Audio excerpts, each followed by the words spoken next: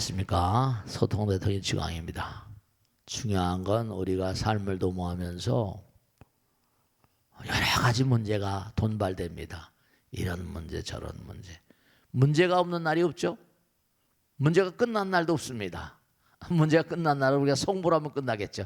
근데 성불한다고 하더라도 부처님은 나보다 더 정진하기에 부지런한 존재가 없다. 나보다 더 지혜를 닦기에 부지런한 존재가 없다. 그러니까 부처님은 고통이라는 게 없으실 수밖에 없는 게 그냥 정진의 당체니까. 근데 우리는 몽고하니 힘은 뭔가 법력이나 이런 힘은 취약해요. 근데 뭐냐면 우리가 힘이 취약한데 나보다 더 힘이 강한 사람들이 얼마나 있거든요. 그러니까 항상 사람들이 남을 이기려고 그래요. 자기 이기려고 하는 게. 근데 자기를 이기려고 하는 사람이 강한 사람인데, 그러니까 부처님 말씀에도 모든 문제 해결책은 네 안에 있다 그러셨거든요. 남과 싸우려고 하지 말고 자신과 싸우라 이렇게 말씀하셨고요. 네, 그렇습니다. 그래서 모든 그런 고통과 아픔과 쓰라림은 내 마음에 있는 거죠. 마음이 보배인 거니까. 그래서 사실은 만리장성을 왜 쌓는 거 아니에요? 오랑캐가 쳐들어온다 그래서 만리장성을 쌓은 거예요.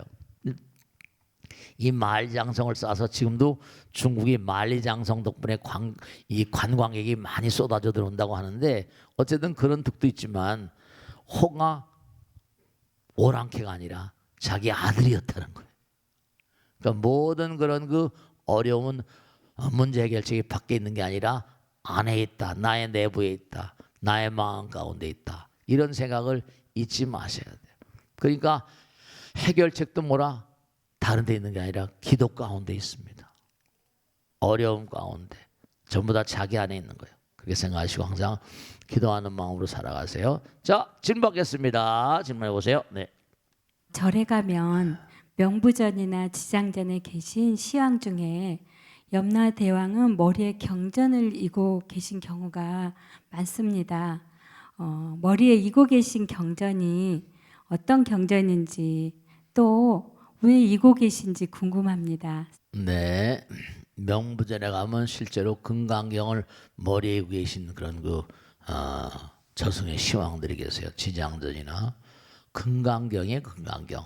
근데 금강경은 왜냐하면 금강경을 한 구절만이라도 제대로 공부하게 되면 이 금강경의 내용은 범소유상의 계셔망이 약견 그측견이라 항상 범소유상 눈에 보이는 모든 만상들은 계시허망이라 다 허망하니까 약견재상비상이면 모든 만상의 이면에 있는 본질적인 어떤 세계, 약견재상비상이면 측견이니라. 그러니까 우리가 세상을 살면 눈에 보이는 것만 완전히 탐닉하고 눈에 보이는 것만 압도돼서 살거든요.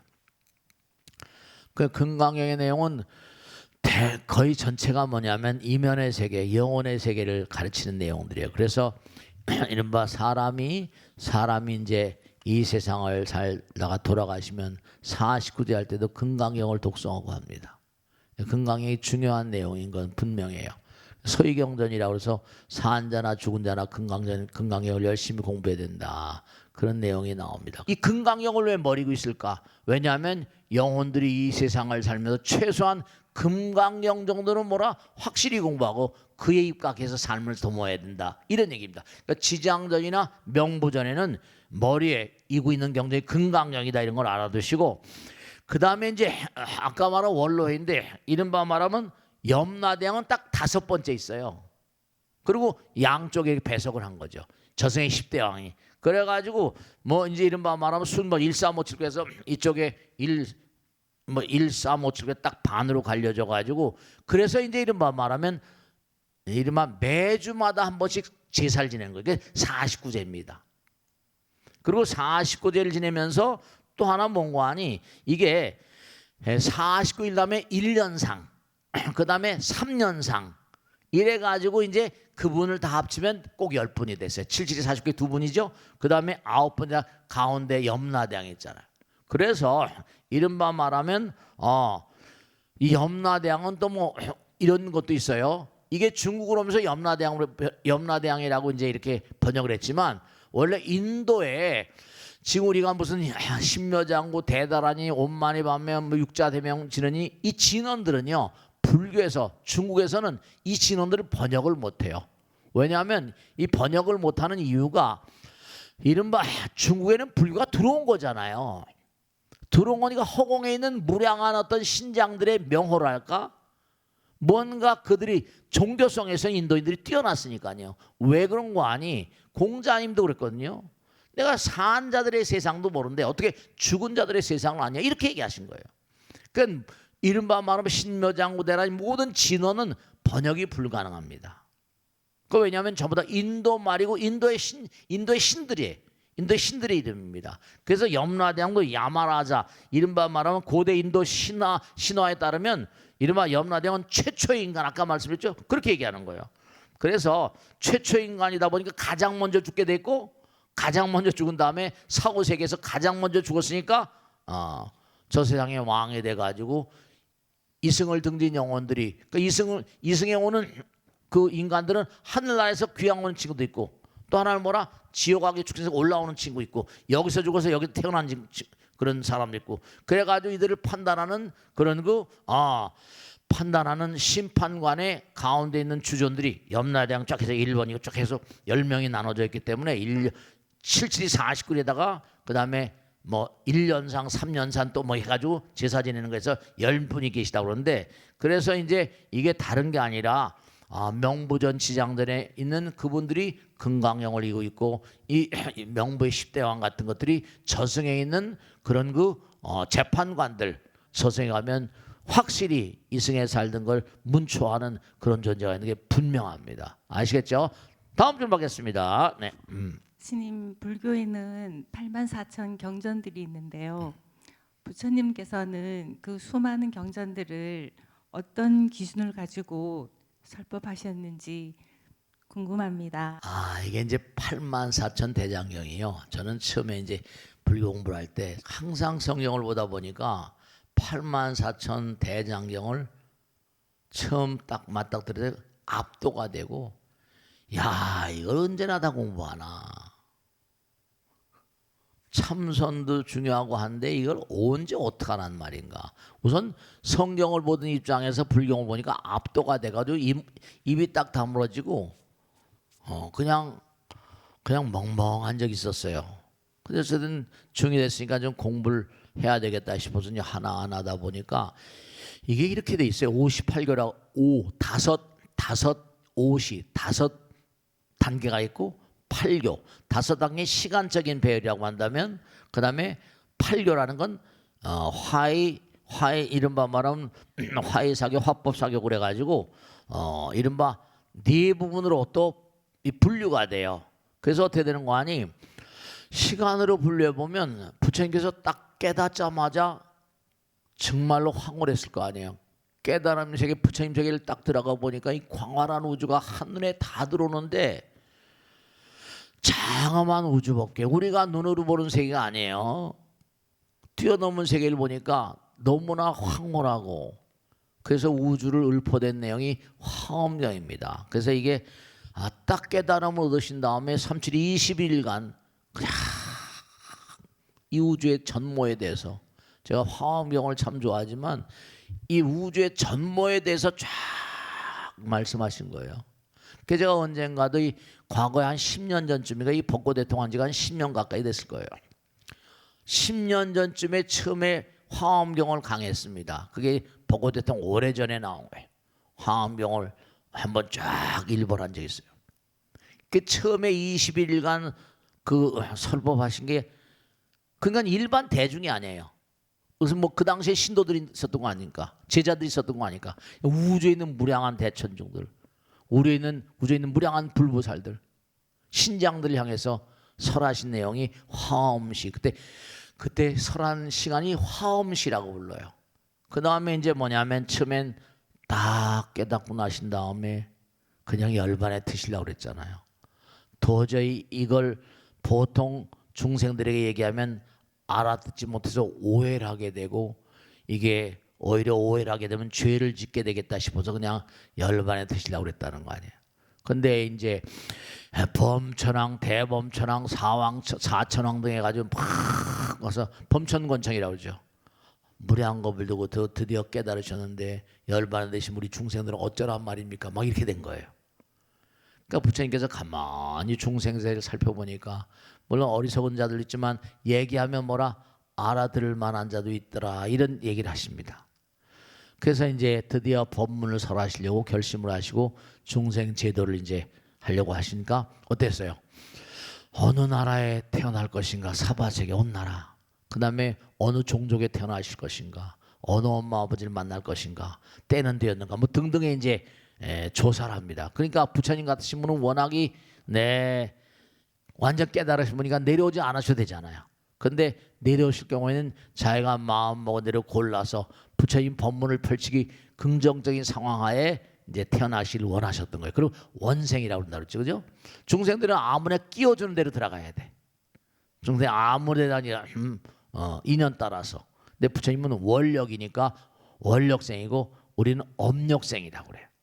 그래서 이제 태어나셔가지고 이제 출가하셔가지고 가빌라에 태어나서 출가하시고 이제 깨달음 설산고행 때 깨달음을 얻으십니다. 그 다음에 이제 설하신 내용이 이제 바라나트 녹야원에서 법문을 설하셨는데 그 교진에도 오비구에게 설하셨대요. 그 제일 처음에 부처님과 중생들 그의 제일 최초의 설하신 아무것도 모르는 부처님의 뭔가니 부처님 세계를 아무것도 모르는 중생들의 설하신 내용 이걸 이제 아함시라고 합니다. 아함경. 그러니까 이른바 말하면 부처님과 중생들의 대화입니다. 그래서 그 다음에 그걸 녹원시라고 그래요. 그래서 점점 이제 뭔가 자꾸만 설명하니까 나름대로 이해가 가능한 존재들이 생기는 거죠. 그래서 녹원시 다음에 방등시라고 그래가지고 유마경이라거나 승만경이라거나 등등 여러 가지 경전을 한 8년간 설하셨거든요. 그걸 이제 이른바 말하면 방등 두루두루 여러 가지 경전이다. 방등시. 그 다음에 이제 방등경의 경계를 넘어가니까 반야 바람일다 신경 반야시 이른바 보이지 않는 세계 마반야 이른바 말하면 반야경을 설하는 시간이 22년간이 됩니다. 왜냐하면 이거는 보이는 세계와 보이지 않는 세계를 하나로 그냥 통해서 설명한 내용이에요. 그래서 마반야 바람일다 신명하면 색즉시공 뭐라 공즉색 눈에 보이는 거와 눈에 보이지 않는 건 하나다. 마음과 물질, 마음과 영혼, 현실은 하나다. 하나로 막 얘기한 거예요. 과거에 거는 그냥 현실의 세계만 이렇게 얘기하다가 중생들 세계하다 이제 반야 바람일다. 브라조나 바람이 있다. 그래서 현실과 영혼이 하나고 색즉시공 공즉색 되는 거예요. 그래서 그 다음에 이제 한 22년간 설하시다가 드디어 이제 세월이 나오니까 법화경 열반경에서 한 8년간인가 이렇게 설하시면서 결국은 이제 인멸 때 이제 법화경을 올해 한 8년 설하시고 마지막 무렵에 열반경을 설하시다. 이제 부처님의 일생을 5파트로 나눠서 오시라고 그래요. 이른바 화엄시, 녹원시, 방등시, 그 다음에 반야시, 법화열반시.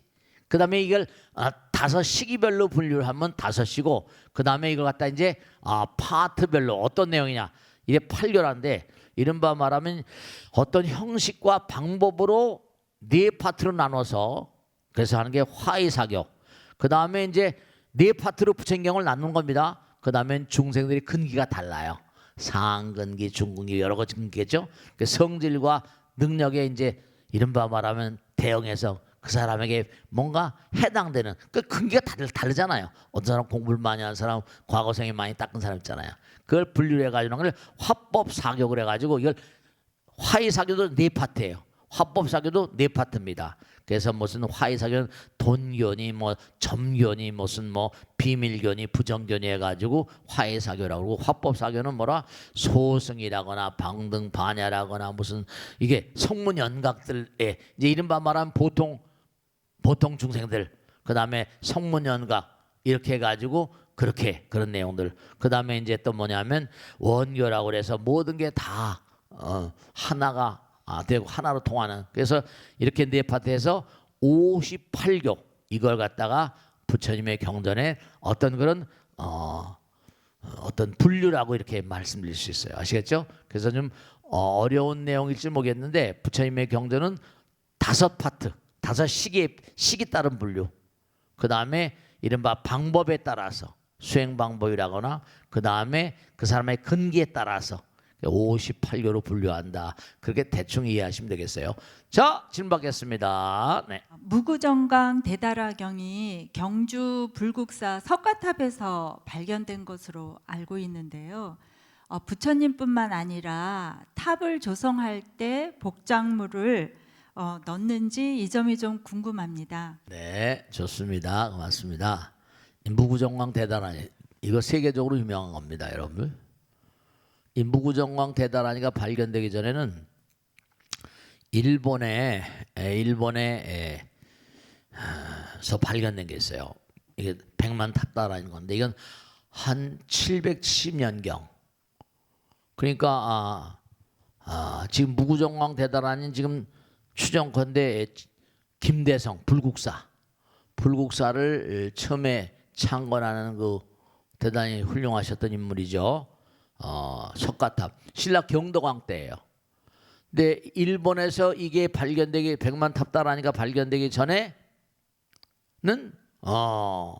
이른바 완전히 뭐 한국에는 그런 게 없다고 판단됐죠. 근데 이게 도굴꾼 이른바 예전에는 그런 게 참 흔했어요. 절들에서 이제 저한테도 그런 게 제안이 들어온 적이 있는데요. 스님 어디에서 나왔는데 이게 대단히 뭐 사기일 수도 있고 말이죠. 도굴꾼들이 있어요. 그래가지고 도굴하다가 이게 나왔어요. 걸렸어요. 잡혔어요. 그래가지고 이게 이제 뭔가 하니 발견이 된 거예요.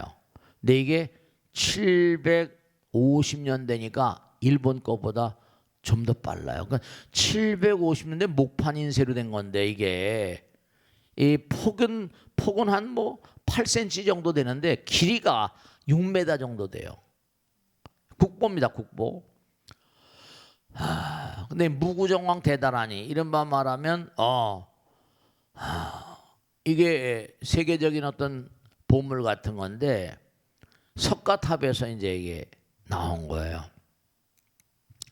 근데 예전에 지금도 마찬가지지만 중요한 건 뭐냐 하면 이 복장에는 고귀한 그런 걸 모십니다. 그러니까 아마 무구정광 대다라니 모신 신라시대 그분들도 귀중하다고 모셨는데 이게 도굴되다가 보니까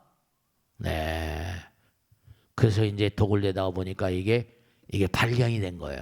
그래서 나라에서 전부 다 그걸 해가지고 이게 발견된 거예요. 그래서 정말로 이렇게 탑을 세우거나 부처님 모시고 할 때는 다란이를 7번 외우고 그걸 탑 안에다가 안치하면 죽은 뒤에 극락에 태어난다 이런 얘기가 있어요. 그래서 우리가 탑돌이 하지 탑돌이 사리탑을 77번 돌고 다란이를 77번 외우고 그 다음에 77번 쓰고 그 다음에 토탑 같은 걸 또 77번 뭐 만들고 그 다음에 이제 다란이 거기에 또 있어요.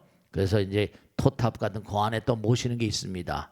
보시지 못했을 거예요. 근데 그래서 그러면 공양을 하면 수명이 장수하고 업장소멸되고 사망도를 태어나는 곳마다 부처님을 빌 수 있다. 이런 게 경전에 나옵니다. 아마 그래서 이게 신라시대 때는 불교 국가니까 이런 게 이제 아마 그럼 모셨나 봐요. 이 무구정광 대다라니 경은 이게 뭐 신묘장구 대다라니 한 것처럼 굉장히 그 당시도 소중히 여겼던 그런 내용들이에요. 그래서 사리신앙이라는 게 무슨 뭐 어디 정멸보궁 막 그러잖아요, 그죠? 정멸보궁 하는 것처럼 이게 사리탑이라고 하는 것이 이게 뭔가 사리신앙이 상당히 영험하다. 자, 그러면 꼭 당부드리겠는데 항상 기도하는 마음. 제가 이제 항상 이렇게 부처님 말씀을 전달할 때마다 진짜 그럴까 이렇게 그런 생각이 드실 거예요. 저는 평생을 그렇게 살다 보니까 말로 표현할 수 없는 세계를 많이 체험하고 삽니다. 그러니까 그렇게 하시고 나이가 들면 들수록 뭔가 부처님 말씀을 공부하고 연마하고 실천하고 제가 말씀했죠. 일생은 전부 다 시간 관리를 통해서 전개된다. 정말로 항상 부처님과 더불어서 우리가 항상 부처님 우리와 함께 계시니까 그 생각하시고 항상 기도하신 마음으로 살아가시면 그 의미로운 삶이 되실 것이다, 이런 말씀입니다. 자, 오늘 여기서 모두 마치겠습니다. 대단히 감사합니다. 수고했습니다. 마치겠습니다.